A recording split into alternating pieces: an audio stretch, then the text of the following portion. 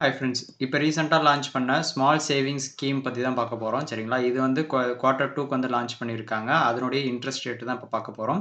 July 1 2025லேருந்து September 30 2025 வரையும்.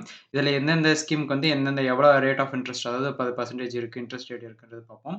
Post office savings டெபாசிட்ல பார்த்தீங்கன்னா 4%, 1 year time deposit டிடிக்கு வந்து 6.9%, 2 இயர்க்கு வந்து 7%, 3 இயர்க்கு பார்த்தீங்கன்னா 7.1, 5 இயர்க்குன்னு வரும்போது 7.5 ஓகேங்களா? ஸோ இந்த ரேட் ஆஃப் பெர்சன்டேஜ் இன்ட்ரெஸ்ட் வந்து ஞாபகம் வச்சுக்கோங்க.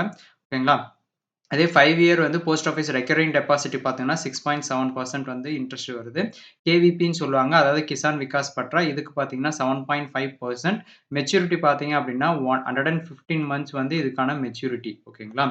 நெக்ஸ்ட் பார்த்தோம் அப்படின்னா, பிபிஎஃப்ன்னு சொல்லுவாங்க. Public provident fund. இதனுடைய இன்ட்ரெஸ்ட் பார்த்தீங்கன்னா 7.1. எஸ்எஸ்ஒய்ஸ் அதாவது செல்வ மகள் சேமிப்பு திட்டம்னு சொல்லுவாங்க பார்த்தீங்களா?